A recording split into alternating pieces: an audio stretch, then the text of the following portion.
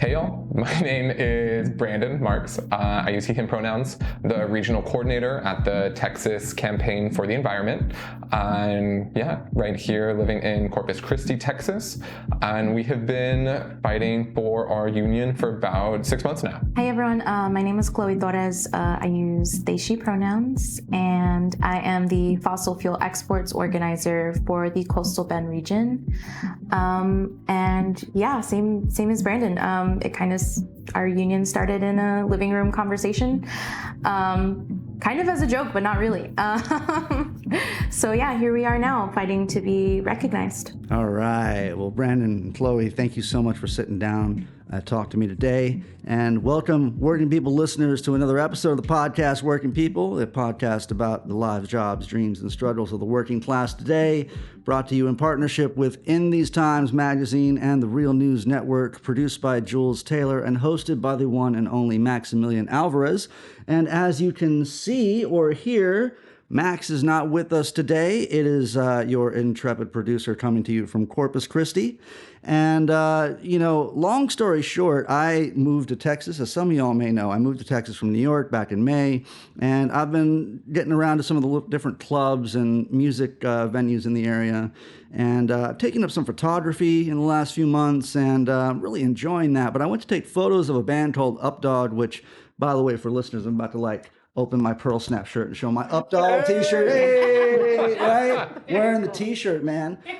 So I went to the show last Saturday night, and it was just completely how did I not know that A, there was a union being formed that wasn't being recognized and was going on strike, and B, how did I not know that band's proceeds from their merch booth was going towards the union fund, towards the strike fund. So everyone I know that night came, everyone left with a new t-shirt and photographs and stuff. But I realized I got to follow up with these folks to get an interview and talk about this on the podcast. Because, as you guys know, we've interviewed several different unions. We do this all the time. Max has been on road trips to Alabama to support the mine workers on strike down there. We've covered a lot of the strikes in the past of, Frito-Lay and John Deere and all sorts of stuff, man. So the way that we start out, though, is we start out by asking you about, what life is like for you. Where'd you grow up? So maybe, Chloe, we'll start with you. Are you, a Corpus Christi native? I am, born and raised. My great-grandparents on my maternal side came from Mexico to Corpus Christi, and my paternal grandparents kind of dawdled in Brownsville and then eventually made their way up to Corpus Christi. I've grown up here, and I think one of the things that I love to share with people about why I do organizing work, both paid and unpaid, is just the fact that, growing up here, people really hated it. My peers, really, really hated it. We just, kind of made an analysis without really realizing it of there are no opportunities for us here outside of working in an oil and gas refinery, or working, at the military base. You go to college and you get out. That's the goal. And so, going through high school, I kind of had that same mindset of just get out as soon as you can. But then started hearing about actual people in my community who are talking about these really big issues that you kind of as a kid think about as just things that happen far away, on a national scale, even people, talking about immigration, talking about feminism, talking about labor rights. And I knew that I couldn't just walk away because everyone I love is here and they deserve so much better than what is given to them, the choices that are given to them. And if there are people who are fighting to expand those choices, then I have an obligation to join them. And so that's what I did. I got to the university here. started looking around like different like school clubs, but eventually found my way into this space called the Solidarity Network. And we started organizing around issues of like police brutality. Started working around specifically like environmental justice in terms of water boils and bans. We had so many in the year 2016. And not just like advisories, but like full on bans. Like you can't even shower with this, you can't brush your teeth with this, or you're going to get sick. And it was there that I started forming like a real rigorous like power analysis, because I had so many mentors here, in like what is seen as like a conservative, city and state because of our voting record, but there have always been like Southern radicals here. And I'm just so like lucky that I ended up with them, because they've really then like in the past like propelled me to move forward, but now like are supporting us in our efforts to be unionized. So yeah, I have them to thank. All right, yeah, I guess it's my turn. So it's interesting. I have a similar story to Chloe that's almost a corollary, where my great-grandpa also was the one who migrated here to this area in the coastal bend, and my family's been here for generations, but then my dad was the generation that left. Mm-hmm. And he left for college and didn't come back until he was in his adulthood. I was born in Dallas and grew up in South Florida, where my mom is from.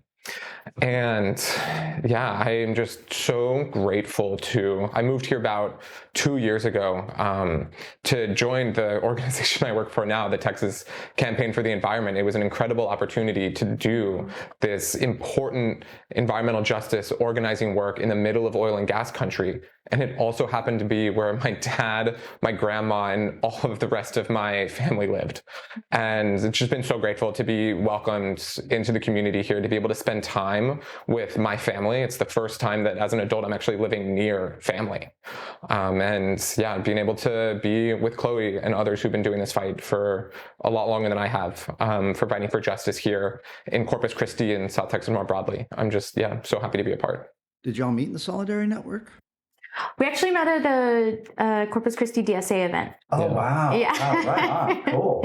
Yeah. It was at actually a benefit show that we had for like our mutual aid program. Sweet. That we started at the beginning of the pandemic. And yeah, Brandon just got there. I was working like the table, and he was just like, yeah, I just came down from Chicago. Thought I'd come check you guys out. And I was like, oh, that's crazy. Wow. Yeah. Wow. And yeah, eventually told me about TCE, and then saw that the fossil fuel exports organizer position was open. And after, some encouragement again from like those mentors that I mentioned earlier, I applied. That's super cool. Man, I grew up like an hour and a half south of here in the Rio Grande Valley. And to me, Corpus was like, it was like an island outside of a black hole in a way, because it was like, the valley and South Texas in general, if you are, not even if you're like not Latino, there's like a very tight knit family sort of cultural aspect to being Latino. And so like your family, it's very difficult to move away from them. Right. So I grew up in the valley, and like yourself, having a lot of peers that just couldn't wait to get out. Like, I was one of those that was like, I'm getting out, I'm going, I'm leaving, And my first little skip out of the valley was to Corpus. But Corpus was like still not quite enough to sort of soothe the hunger of a young and sort of ambitious person of that mindset, right? So I left, and I've been delighted to return to find that, I didn't know what I was going to come back to, because when I was in New York, I was part of a music scene there, which to my knowledge, when I was here, there wasn't like a brewery scene you'd go play music at. There wasn't, maybe the surf club was here, but there wasn't like other venues like House of Rock or other like common places. Like, this is a terrain where, as a songwriter, if you're performing and that's how you make your living, it is possible to work year round here because of the climate and the number of venues and the number of venues available in a 3-hour radius. So that I've returned and found that there was like a thriving singer-songwriter scene was just something that was wonderful. But in such a heavily conservative refinery town, I did not imagine that I'd find a thriving DSA club down here as well. I did not expect to find a whole lot of environmental activism, nor actions on behalf of indigenous people as well. So all of these sort of various communities, music or activism, etc., like it's super exciting to get here and find this stuff. Because I feel like, I think there was a Che Guevara quote or something that he said, like, I kind of envy y'all as you live in the heart of like empire. You can strike at the heart of it, sort of thing, And like you, like, I mean, when you were speaking, Chloe, about like having sort of a moral obligation to the people that you love, that you grew up with, that are deserving of these opportunities, right? And how you just couldn't leave. I kind of felt like a latent sense of that as I was away for a long time. I was like, wait a second, like, what about my family? What about my people? What about the people that I, like, there's. So coming back, it's like, okay, so now maybe this is where the real battle starts. Maybe it's being in Texas and fighting for trans rights, environmental justice, like you all, right? I mean, for me, I knew that when I was weighing the decision whether to move back to Texas, the activism or the issues that were nearest and dearest to my heart were women's bodily autonomy, trans rights, and some environmental justice as well, right? So like to get here and see all of this taking shape, to see like you all going on a one-day strike, to see that there's like a community of activists that are fighting for environmental justice. I mean, it's I'm talking about this now and it's hard to even get over it, Yeah, I mean, even driving back to Corpus, man, it's like there's just skylines of refineries. Black smoke coming out of these refineries. This is a refinery town. I mean, I've had a couple friends who were in the business of selling solar power in Corpus Christi. And even those people talked about the resistance on doormats that they received from people who are like, no, we don't want solar. We are a refinery family, But it's wild to even be talking to you all here now. But just tell me how, and I guess, Brandon, we'll go to you first and we'll go to Chloe, but tell me how. I mean, I've made the case before in the past where I'm like, if you grew up around a military base in like Florida or South Texas, and your pathway was either go work at the refineries or go work for a prison, right? Like south of here, Wilson County, all these people, all they have to work at is at the Wilson County prison complex there, right? So how in the world do you find yourself, however impervious you happen to be, right, to the propaganda, to the sort of life paths that are carved out for you, that are offered up as if this is the way you were supposed to be, right? How do you shun that and say, no, I have moral obligations for commitments to equality, economic justice, things that, like, I mean, you really have to go out of your way to find cases that support this stuff, right? So how did you do that, Brandon? Yeah, I guess for me, it's important to set the scene. And like my great-grandfather moved here fleeing the persecution of Jews in Europe. Wow. Okay. And moved to a small town near Corpus called Refugio, right, which means refuge. And this is the refuge it's turned into. A 10-mile stretch of refineries and the active expansion of the oil and gas industry in this area, because there's a list, at least 8 companies long, of people that are actively trying to move here right now, not to mention the current facilities that are already expanding, and the people that are already breathing in the pollution who live near Refinery Row or the other oil and gas exports in San Patricio County. And so for me, it's like, my family was looking for a refuge, and this is what the community's turned into. I have no other option than to be a part of this fight. Yeah, totally. I guess mine would go more like, or would go back to family, like you. But on my maternal side, my grandfather owned a restaurant, and in the restaurant, he had framed like portraits of Pancho Villa and Emiliano Zapata, and I remember. Let's have to interrupt for a second. Does your family, did they ever say something like, hey, we're actually like very, very distant relatives of Emiliano or something like that? Because my family does that. Yeah. Do they do that? I mean, they did say they were from Morelos, close, which is where, they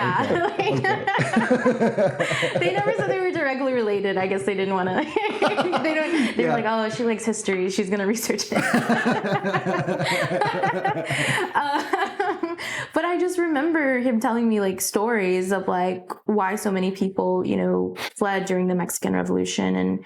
And I think just like my key takeaway is that like so much human suffering that has taken place since the development of colonialism and slavery and capitalism is so incredibly unnecessary. And it just, from then on, I think that was like a real radicalizing point for me that like it doesn't have to be this way.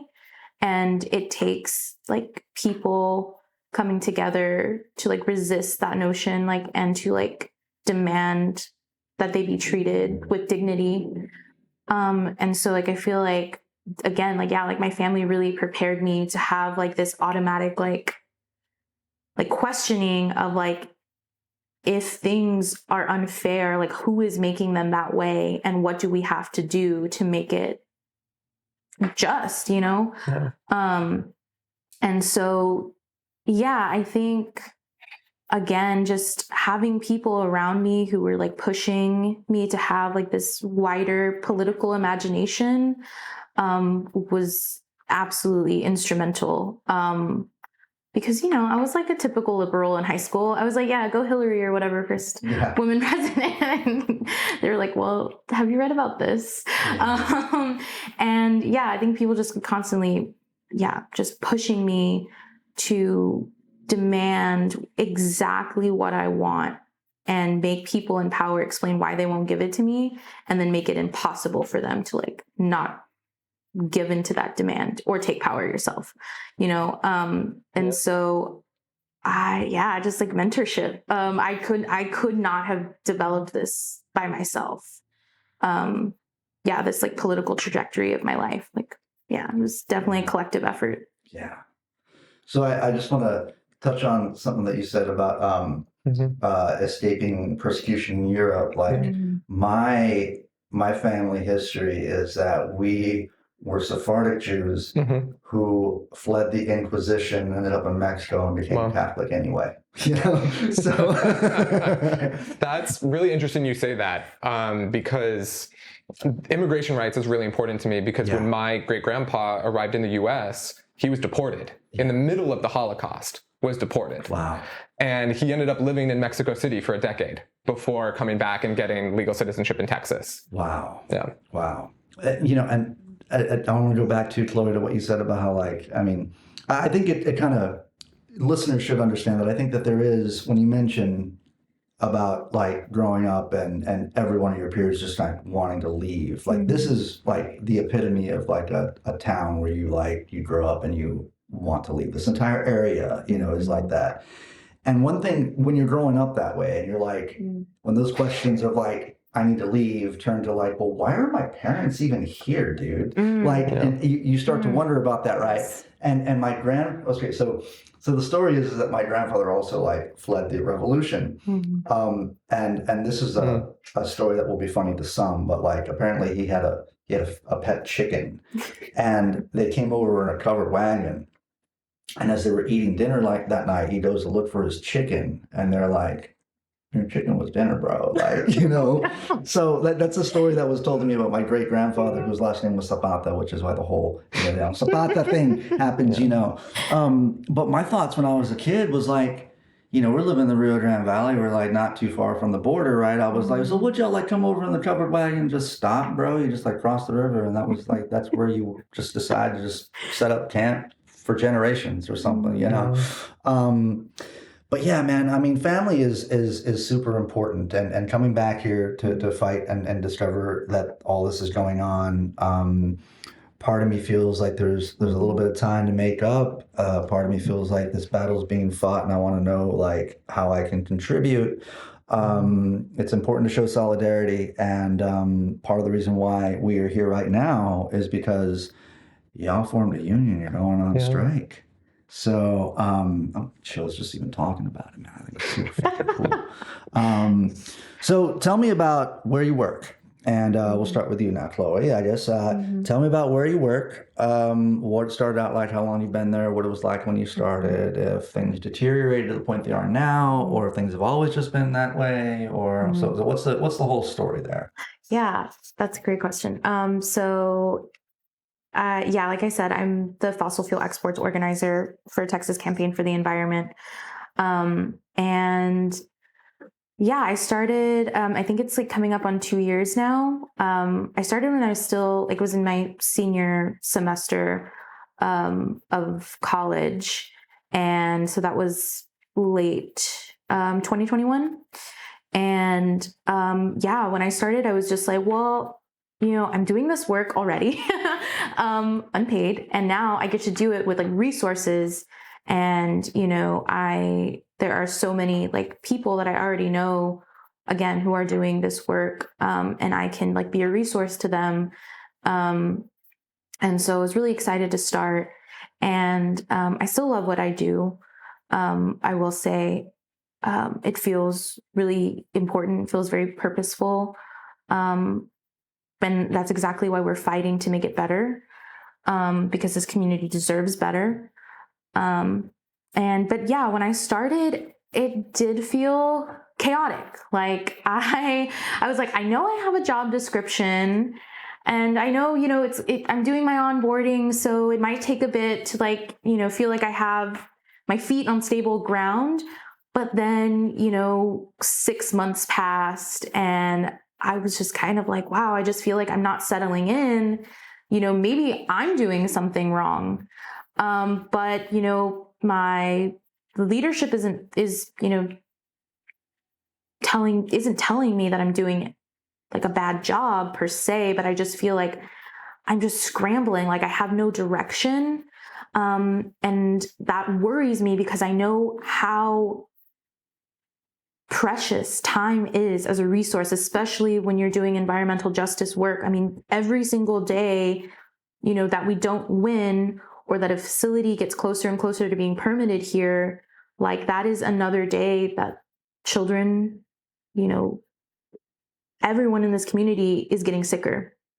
And so, yeah, I talked to Brandon, like we were just out with, one of our friends, and he was looking particularly stressed, and I was like, what's on your mind?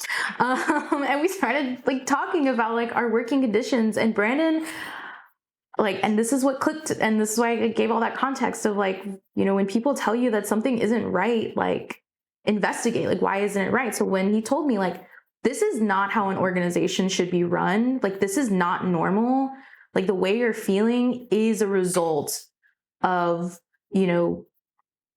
of bad leadership, like I'll just say it. And, from there, I started thinking, like, oh my God, like there are other people in this organization who've been here for like years, what are they feeling? And so when, we were doing this work in the middle of a pandemic, so a lot of us were doing remote work. The first time we really had a chance to speak together in person, like most of us, was in April.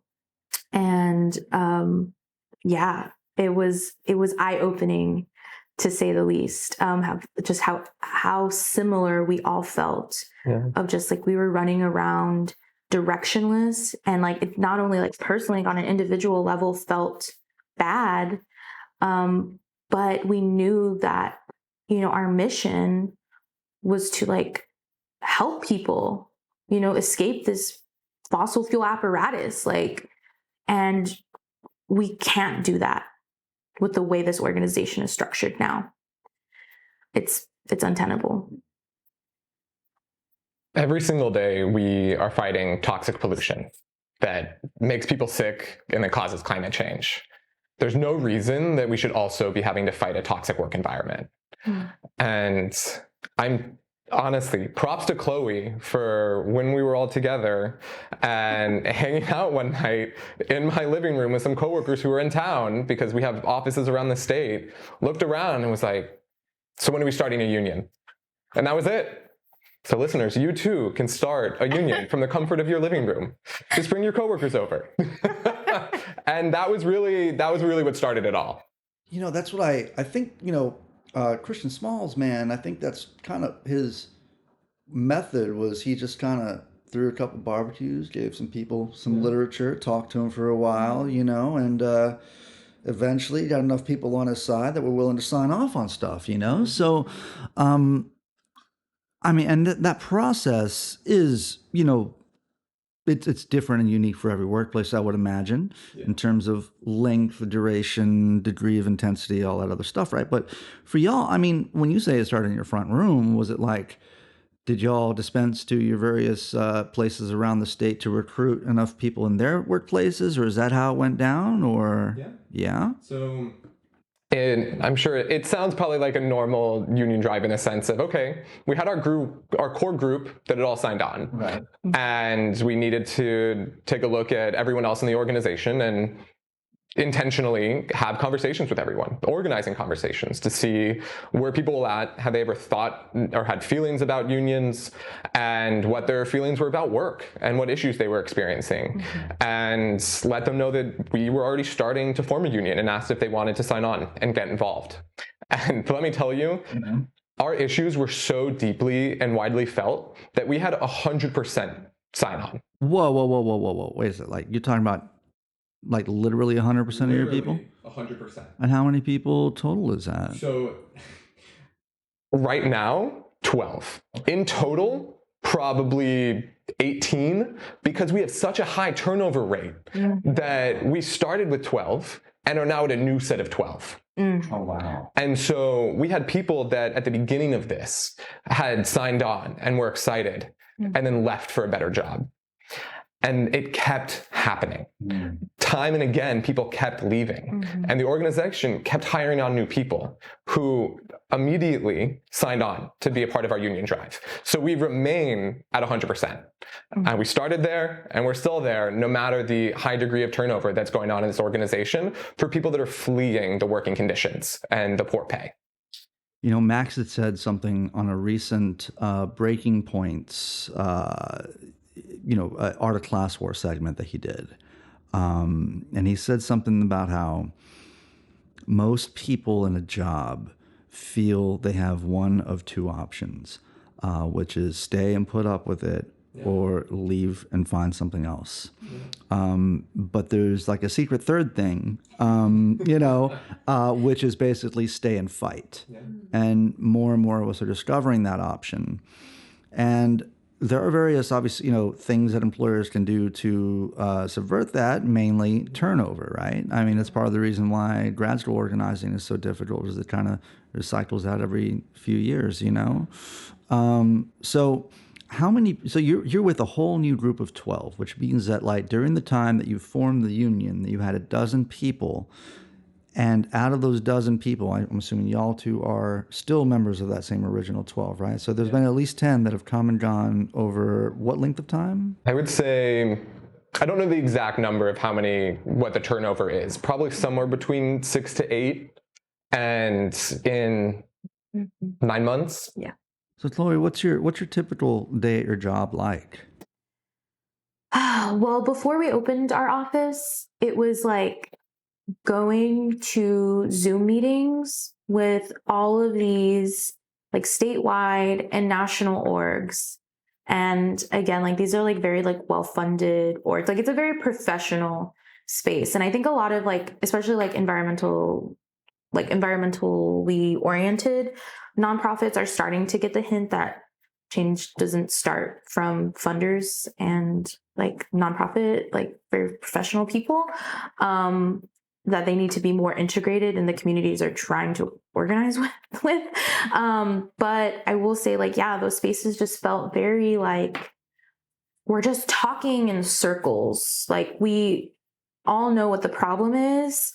But it's just kind of like, who has the best analysis and then like never apply it on frontline organizing. And so I'm there, like, I'm ready to like get out and start like organizing people like for renewable energy, like for unionized, like green jobs. Like, I'm ready to get the just transition going. Like, what are y'all doing? Why are we just talking to each other back and forth and sending like all of these emails that go nowhere?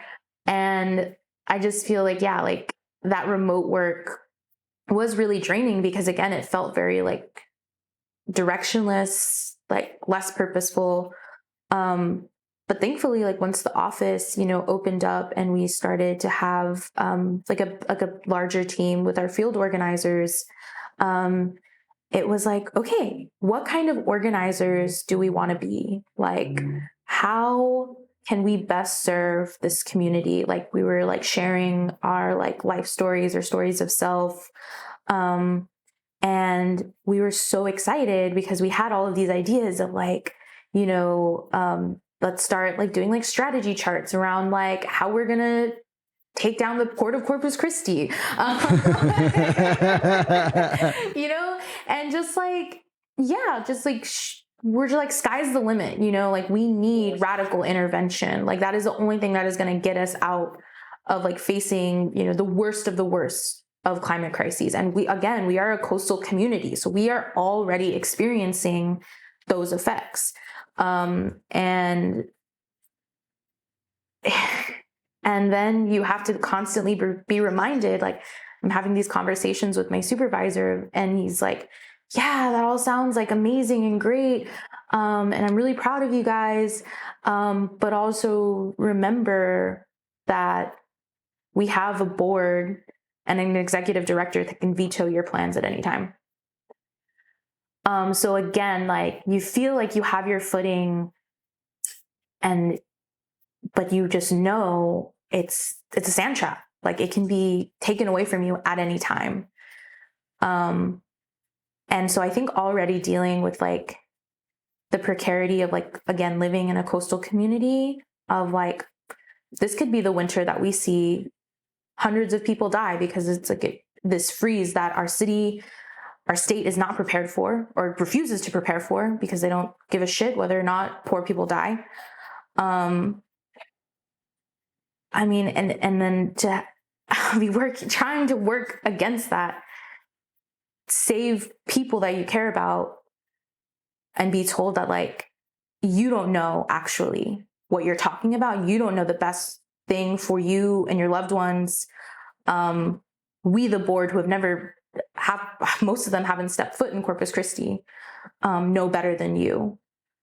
And that to me is just like so frustrating, just like as a human being, like to be ripped, like your agency being ripped away from you like that all the time, is really, really hard to deal with day to day. Yeah. I mean, if you are given a certain amount of autonomy within a job and you are allowed to funnel resources, effort, and time and sweat into something that aligns with the sort of orders or the directions you've been given.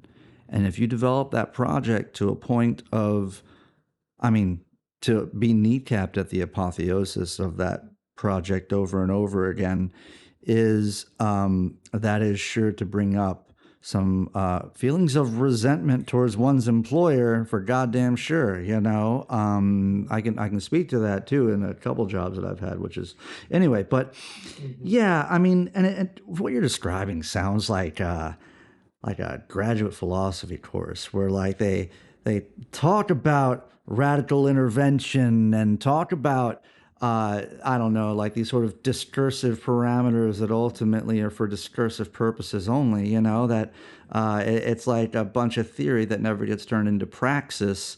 And at a certain point, you're like, wait a second, talk is cheap I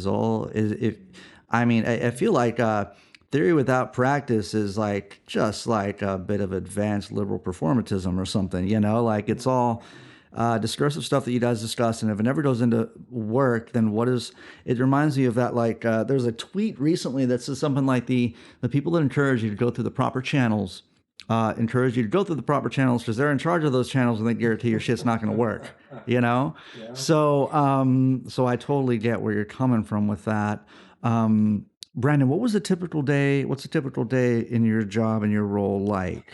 Honestly, Yeah. there is no typical day. Okay.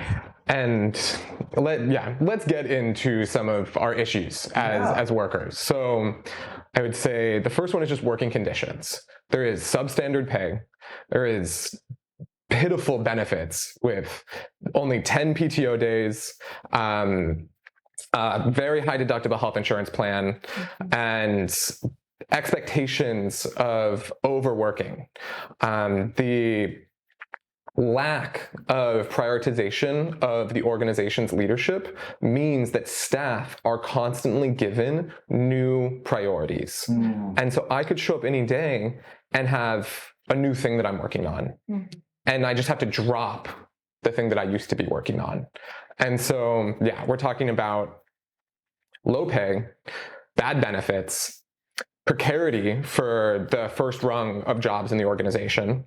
We're talking about excessive expectations of the amount of hours that need to be worked to get the job done, taking advantage of young people who believe so deeply in this work that they're willing to accept lower pay and work those harder hours because they believe and they want to win. These people make my blood boil. You talking about that stuff, man. Like to give you benefits that's like catastrophic healthcare masquerading as like everyday sort of stuff, right? To prey on the twinkle in the eye of youth and the energy and vigor and enthusiasm they show up with, right? To also play on the passion that one has for anything that translates into expectations of extra passionate work or something, or extra hours. Jesus Christ, man. I didn't interrupt you. It's just all those things are just kind of like, Yeah, we know we are not the only workplace that is experiencing those type of working conditions. You would just hope that a nonprofit that is fighting for environmental justice would also be modeling justice at its workplace. And instead of that, they're modeling the aggressive behaviors of the very corporations that we are fighting. And it's devastating and it's hard.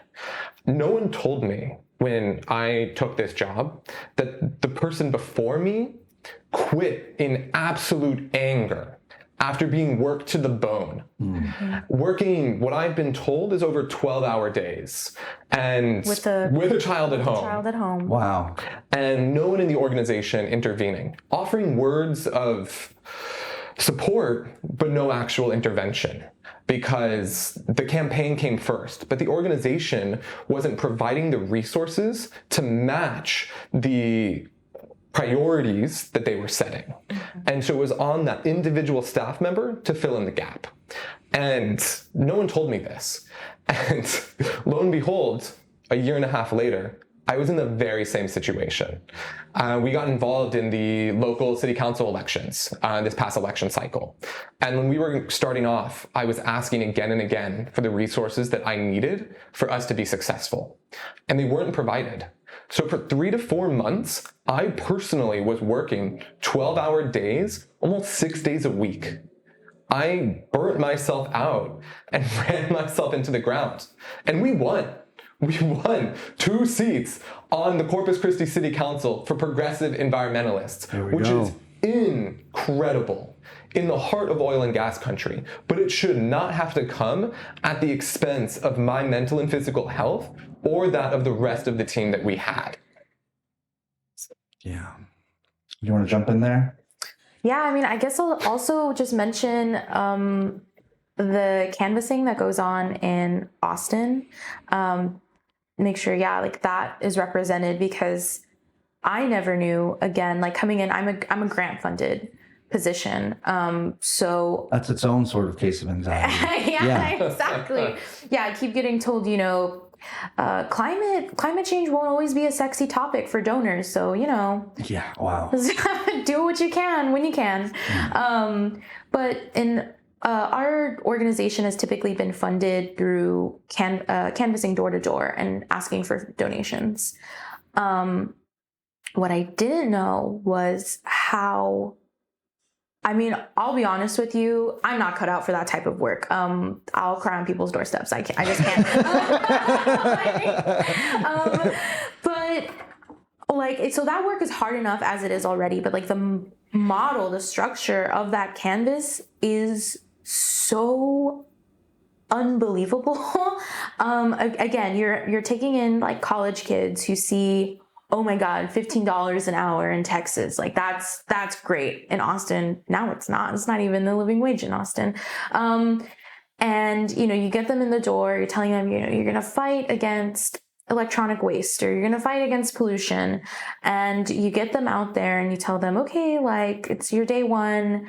No worries, you're going to do great. And they do have people there training them.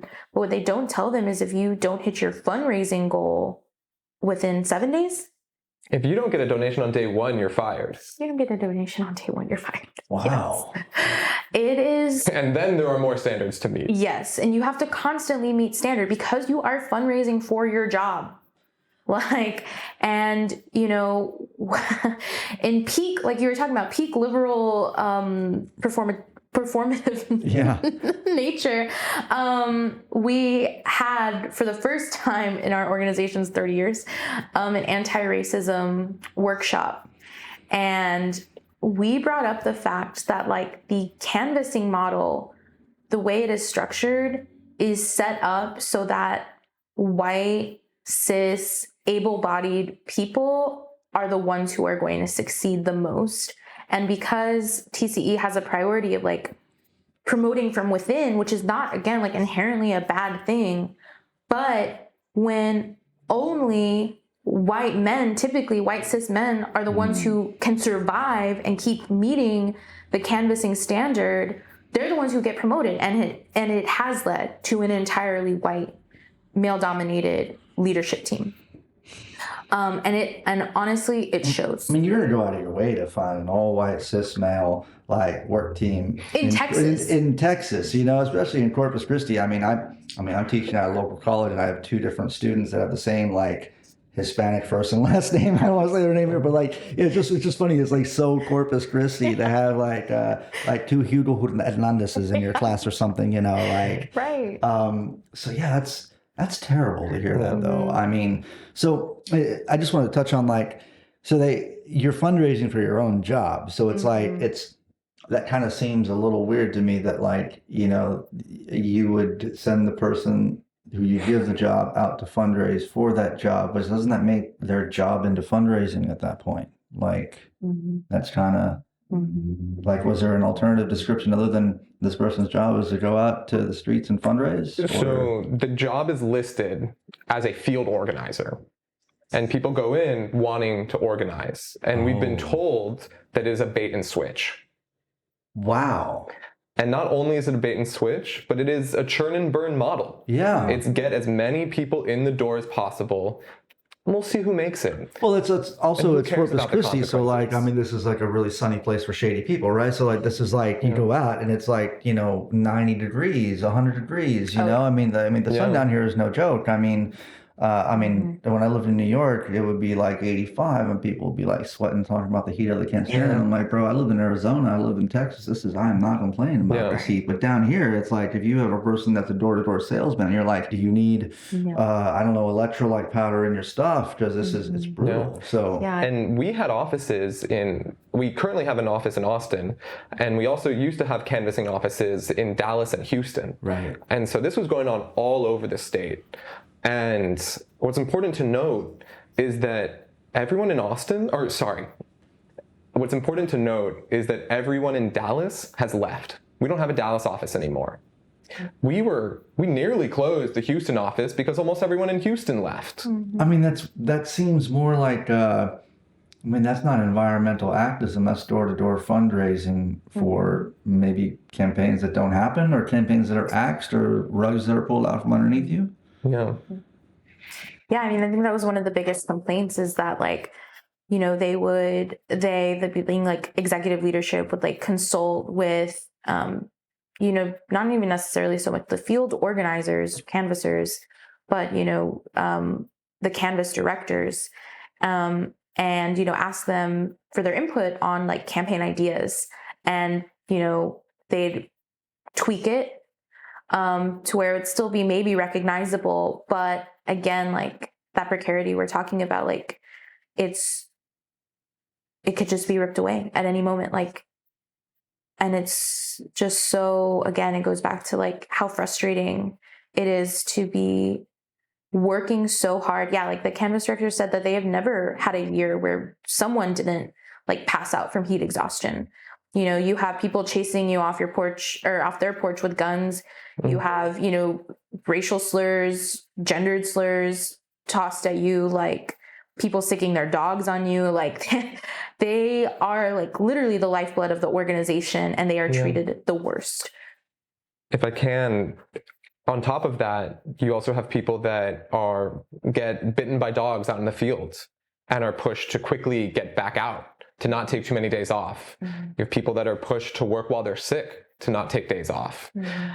And on top of that, this organization TCE was bringing its canvassers to Austin for the Texas legislative session and not paying them.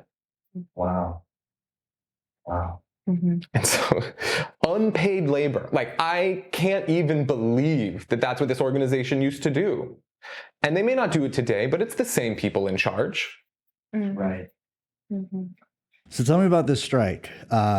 Y'all probably voted to do that, I would think, right? So the strike vote, when did it go down and what was that like? I don't even remember. It was unanimous. It was not even a conversation. Yeah. Like, cool. Yeah, the reason that we are going on strike is because we are asking the Texas Campaign for the Environment, our executive director, Robin Schneider, and the TCE board to voluntarily recognize our union. And the reason for that is because we don't want to go through an election. We don't want to worry about the NLRB taking members out of our unit. We just want our full frontline staff to be in this union. And like a progressive organization, they should say, great, we see that 100% of people have signed on. Y'all have a union. Let's start negotiating a contract. Instead of that, the executive director and the board have fought us, telling us they won't recognize our union unless we remove people from the unit. They want us to make the unit and the union smaller. They specifically want us to take out frontline supervisors, middle management, who have absolutely no power in the organization, but who our executive director has stated in a letter to us that she wants their sole loyalty to be to TCE, the executive director, and the board, not to have a split organizational loyalty with the union and their coworkers. So you're fighting for the PMCs too? You're like bringing middle management in on this union of like, hey, you're not too different from us. You have the same precarity and the same powerlessness in this organization. And, you know, wow. And it's not just the same powerlessness, but we are fighting for an effective organization. Because as Chloe talked about, right now our organization is ineffective. Lack of priorities, lack of real plans. And what we want is to win environmental justice. And we believe so deeply in this organization's mission and vision that we want it to be an effective vehicle for these campaigns. And the only way to do that is to have a strong union that can fight for not only internal, but also external equity in the way we treat staff and the way we run campaigns. And we know the only way for that to happen is to have a strong union that includes the middle management. Because if the middle management is excluded, they are at the mercy of the senior leadership team, which has shown their willingness to overwork people, mistreat people, and to force them to do their bidding, to fire people when they don't want to it really grinds my gears that... I mean, you can curse, bro. It's okay. You can say it pisses you off, and these are, just...